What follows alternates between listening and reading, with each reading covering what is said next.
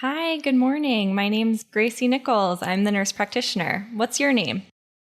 My name's Arena Wade. It's nice to meet you today. Hi, okay, nice to meet you as well. How do you like to be addressed? You can just call me Rowena. Okay, Rowena. And I use she, her pronouns. What are your pronouns? She, her. Thanks for asking. Of course. So before we start today's visit, there are a few things that I need to review just to consent you for the telemedicine service today. Can you start by telling me your date of birth? It's December 3rd, 1986. Okay. And I need to confirm that you're in the state of Maryland. Are you in Maryland today? I am. And are you at your home? I'm at my home address. Okay. Is anyone else going to be joining you on today's phone call? No, I'm alone. Okay. If you have any technical difficulties or if we encounter any during this visit, can we reach you at the phone number that we have on file? Absolutely. Okay. So today we'll be discussing your medical information. You're consenting to any person on your end of the service hearing this information, and understand you may exclude anyone on your end of the communication if you wish to do so. At times, the information and assessment gathered during telehealth service may be insufficient given the nature of being remote, or that equipment failures may occur, which may require us to switch to another form of communication or an in-person visit to complete our assessment. There could be security failures leading to a breach in privacy. Do you consent to the telemedicine appointment? I do. Okay, great. So tell me, what brings you in today? Well, I realized I was pregnant a few weeks ago, and it's not a good time for this pregnancy to happen. So I would like to consider an abortion. Understood. I can certainly help you with that today. Tell me, are you mostly interested in a medication abortion? I am. Okay. I always like to start by checking in with my patients. Do you feel confident in your decision to have an abortion? Yeah, I'm 100% sure. Okay, that's great to hear. I can certainly support you through this process. Before we talk more about the medication abortion, I want to ask you some questions about this pregnancy and about your health history. Can you start by telling me when the first day of your last period was? Um, I have an app, and it was about 7 weeks ago, and it was a sure period. Okay, so it sounds like you're pretty confident of the dates of your last period. Yes, Okay. Are your periods usually regular, meaning do you get about one period a month? I do. It's pretty much like clockwork every 4 weeks. Okay. And was your last period a normal period for you? Yeah. Were you using any form of birth control within a few months of your last period? No, honestly, we just use condoms. Okay. And have you taken a pregnancy test yet? I have. It was positive 2 weeks ago. Okay. Have you had any ultrasounds yet in this pregnancy? It's okay if you haven't. I have not. Okay. And are you having any pregnancy symptoms? Things like nausea, vomiting, breast tenderness? Yeah, pretty nauseous right now. Don't feel very good. Okay. Have you had any vomiting? No vomiting, just nausea. Okay. I'm sorry to hear that. I know that nausea can be an unpleasant symptom of pregnancy. We can talk more about things that can make that a little bit better. Have you had any bleeding or pain since your last period? No. Okay. So next I'm going to ask you some questions about your health history to make sure it seems like medication abortion is a safe option for you. Are you taking any medications? No. And I'll specifically ask about a few medications. Do you take any corticosteroid medications? No. Okay. And no blood thinners or anticoagulants? No. Okay. Do you have any allergies? Nope, nothing to what I know of. Okay. And do you have any medical issues? I have asthma, but it's mainly when I was a kid. I haven't used my inhaler in a long, long time. Okay. Do you still have an albuterol inhaler? Yeah. Okay. Any other medications that you have for your asthma? No. Okay. And it sounds like you haven't needed to use your albuterol inhaler in a while. Is that right? Yeah, probably for 5 years or more. Understood. Have you ever needed to be hospitalized for your asthma? No. Okay. All right. Any other medical issues that you can think of that you've had in the past or currently? Nope. Okay. And I like to specifically check in just by naming a few medical issues. Have you ever had any bleeding disorders? No. Have you ever been told that you're anemic? No. Any history of adrenal failure? Mm-mm. No. Okay. And have you ever been told that you have porphyria? No. Okay. It sounds like there's no information in your medical history that would make medication abortion not a good choice for you. Next, I'll just ask some questions about your pregnancy history. Have you ever been pregnant before? Yes, once before. Okay. And what was the outcome of that pregnancy? I delivered my daughter, and that was a very smooth delivery. Okay. I'm glad to hear that. Was that a vaginal delivery or a C-section? A vaginal delivery. Okay. Did you have any complications during pregnancy? No. No. Okay. And have you ever had any surgeries before or procedures? No. Okay. All right. Well, thank you for reviewing all of that with me. It sounds like you meet our criteria to move forward with a medication abortion without us requiring an ultrasound or blood work to be reassured that this is a safe option. Would you prefer to move forward with the medication abortion without the need for this testing? Yeah, I would love to avoid any testing I can. Absolutely. We can do that. So when you're early in pregnancy, there are two options for how to have an abortion: a medication abortion or a procedure abortion. Both of these are safe and effective, and the best choice is really the one that sounds right for you. Do you want to hear about both of these options or only the medication abortion? I really don't want to have a procedure, so I'm happy to just focus on the medication abortion today. Understood. We can absolutely do that. So now let me tell you all about the process of medication abortion so you know exactly what to do and what to expect. For the medication abortion, the process will start with you taking a pill called mifepristone. This is a pill that you swallow. You should take the mifepristone before 11 weeks in pregnancy. If you're 7 weeks in pregnancy now, that gives you time to be able to get these medications and take them before you hit that 11-week point. Most patients don't have any bleeding after taking the mifepristone alone. You probably won't notice many symptoms at all. You'll wait about 24 to 48 hours after taking the mifepristone, and then you'll take the next set of pills called misoprostol. There will be 4 misoprostol tablets, and you'll take them by letting them dissolve either in your cheeks or in your vagina. Both of these are effective options, but one benefit to taking these pills by putting them in your vagina instead of in your cheeks is that it can cause less nausea and vomiting by placing them in your vagina. I know you're already having some nausea, so that might be a nice thing to avoid. I think I'd prefer that route. Okay, we can certainly make a plan for that. Let me tell you more about how to take those. So what you'll do is you'll open up the misoprostol packets and you can stack them in kind of like a little tower, like a Smartie tower, and place them inside the vagina all at once. You could also place them in one at a time if that's easier for you, but they should be placed all in one sitting. You want to place the misoprostol tablets as deeply into your vagina as you easily can, but it shouldn't be painful or uncomfortable. I usually suggest just placing them like a full finger's length into the vagina.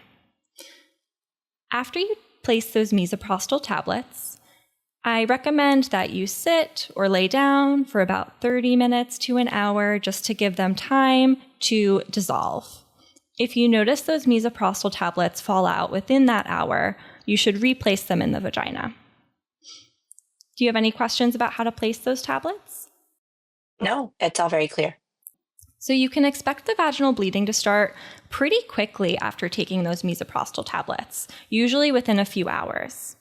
I expect the bleeding to be heavier than a normal period, crampier than a normal period, and you'll pass clots and pregnancy tissue, so you want to make sure that you're prepared to see that. I typically recommend that patients are home when they're going through this process, somewhere where you're near a bathroom, and really just have some time to dedicate to taking care of yourself. While I expect the vaginal bleeding to be the heaviest on the first few days of this process, you probably will have some bleeding for up to 2 to even 4 weeks. The bleeding is going to be getting lighter over time, and it's really those first couple days that are the heaviest. Questions so far? I think I can handle this. I think I have the information. Okay. Will anyone be with you while you're going through the medication abortion process? Yeah, my partner will be home. My daughter will be home. So I will have to juggle that a little bit, but I have a lot of support. Okay. All right. I'm glad that you have support people with you and someone who can help you get through this process. So next I want to go through some risks of the medication abortion. While medication abortion, again, is really safe and effective, there are some risks. And these are the reasons that I would want you to call us and present to an emergency department near you. The first is if you have really heavy bleeding. And remember that we do expect you to have heavy bleeding and gushes of blood with this process. But if you have severe bleeding where you're saturating, meaning like totally soaking front, back, side to side, 2 pads within an hour for 2 hours in a row, this would mean that you went through 4 saturated pads within a 2-hour window. This would be too much bleeding. And you would want to give us a call and present to an emergency department to be evaluated. You could potentially require the procedure to control or stop the bleeding. The other, do you have any questions about that? Just to clarify, so it sounds like if I have a big gush, but it doesn't continue beyond an hour, it's probably going to be okay and something I can monitor? Exactly. If that were to happen, you could put a new pad on to continue monitoring that bleeding. Any other questions about that? All clear. Okay. Another reason we would want to hear from you is if you don't have any bleeding within a day of taking the misoprostol tablets. This could be a sign of an abnormal or ectopic pregnancy, which is a pregnancy outside of your uterus. And ectopic pregnancies can be life-threatening. While you don't have any risk factors or symptoms of ectopic pregnancy, it would be concerning if you had no bleeding with this process, and I would want you to give us a call.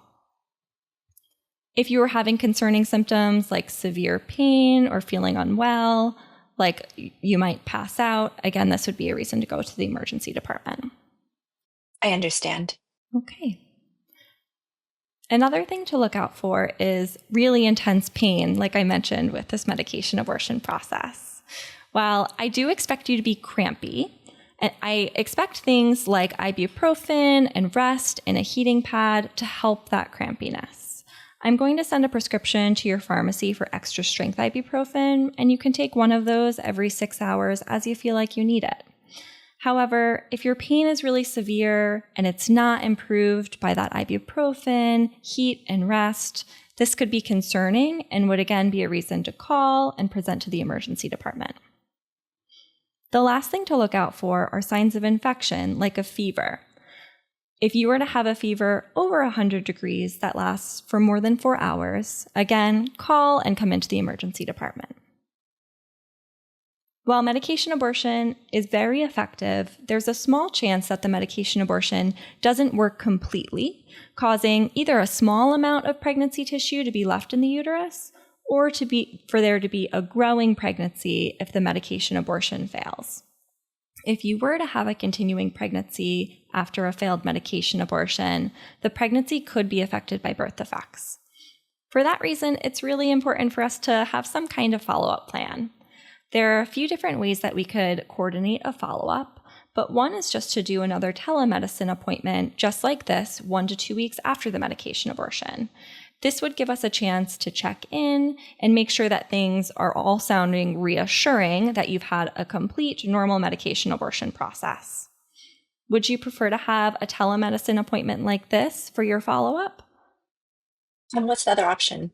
Yeah, so another option would be to come into the office for an ultrasound. This would allow us to look at your uterus and confirm that we no longer see a pregnancy. I think I'd love to just have another telemedicine visit. Yeah. That'd be a lot easier for my life. Understood. I think that sounds like a good plan. We'll get that scheduled after today's appointment. I will tell you a little bit about what I would expect to hear when we do that telemedicine appointment to be reassured that the medication abortion happened completely.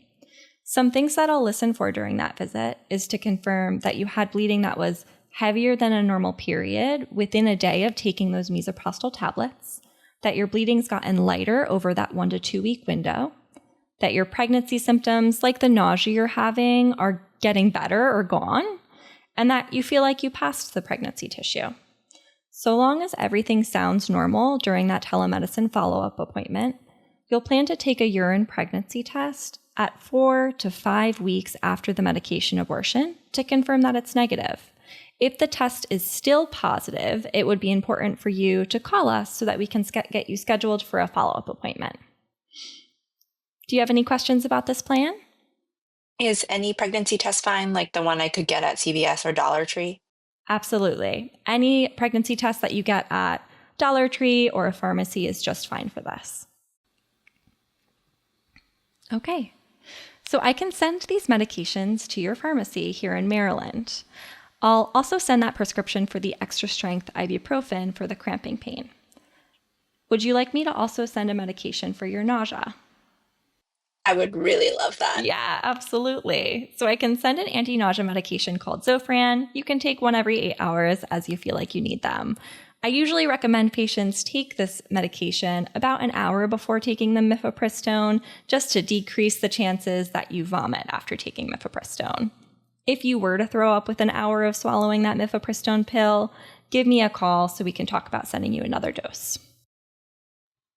I know this was a lot of information that we reviewed today, so let's do one more check-in. Do you have any questions about what I've explained?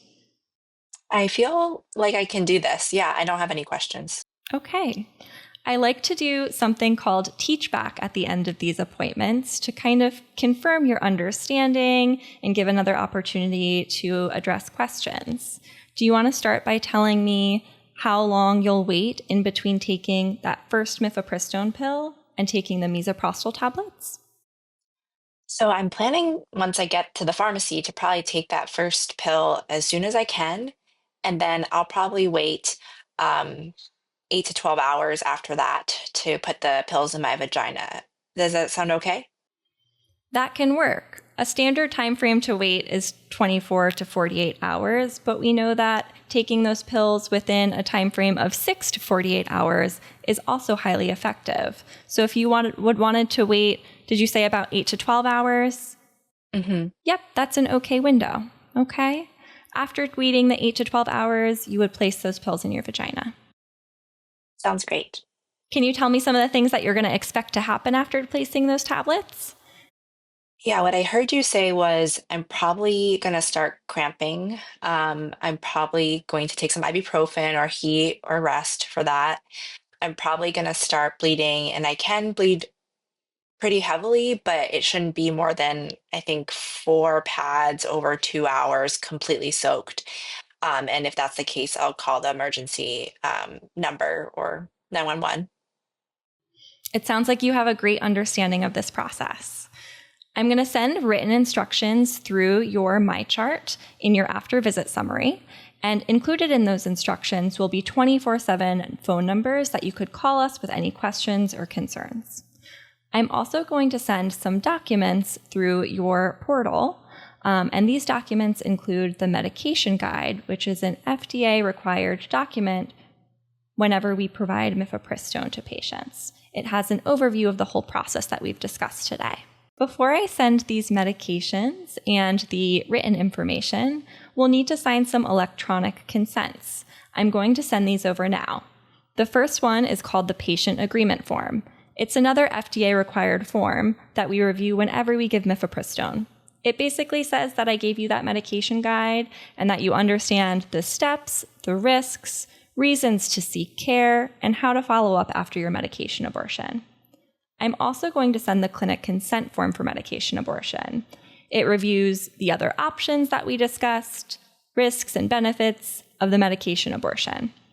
Take some time to review these now and e-sign whenever you're ready. Just let me know if you think of any questions. Okay, so I'm going to look out for 2 things to sign. Great. I see them and I'm signing. I feel like I've been really adequately counseled. Okay, wonderful. I can see that you've e-signed. Now I'm going to send these medications, which include the mifepristone, the misoprostol, the ibuprofen, and the Zofran to your preferred pharmacy. Know that sometimes pharmacies need to order these medications, so it might take 1 or 2 days for them to get them in stock. If you're having any trouble picking up the medications within the next week, please give us a call so we can help. Okay, I'll check in with my pharmacy today. Okay, wonderful. The other thing that we can discuss today, if you're interested, is birth control. Have you thought at all about whether you want to prevent pregnancy within the next year? I do. I would like to Okay. prevent pregnancy. Okay. Is birth control something that you want to discuss today? It's totally up to you. I I feel like I know all my options. I really would like to stick with condoms. Yeah. Understood. That sounds like a good plan. We're here if you ever want to discuss other options in more detail. Another thing that I can offer is something called an emergency contraception pill. Is this something you want to hear more about? Oh, yeah. Is that similar to Plan B? Exactly. Plan B is one form of oral emergency contraception. Let me ask you a couple of questions so I can get an idea of what emergency contraception pill might be effective for you. Can you tell me your height? I'm 5'3", Okay. And what's your weight? 130 pounds. Okay. So I think that the Plan B would be an effective form of emergency contraception for you, and it sounds like you're familiar with that name. I can Yeah, I've send definitely used it before. Oh, good. Wonderful. So you might remember that the way that you use it is by taking it as soon as possible within 5 days of unprotected sex to reduce your chances of becoming pregnant from that single time having sex. I can send this by prescription to your pharmacy, but know that it's also available over the counter. Sometimes when I send this medication to your pharmacy, your insurance coverage might be a little bit better, but they might also tell you that you need to access it over the counter. Sounds great. I would love to have that as backup. Okay, I'll send it with some refills for you as well, and you can just call the clinic if you need more. Thank you.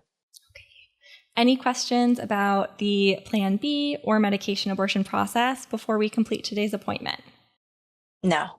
Okay, and is there anything else that I can do to support you today? This has been such a great visit. Thank you so much. Of course, it was wonderful to meet you. Feel free to reach out to the clinic with any questions or concerns. We'll end the visit now, and our registration assistant will give you a call to schedule that follow-up appointment. All right. Thank you, Gracie. Of course. Take care, Rowena. Bye.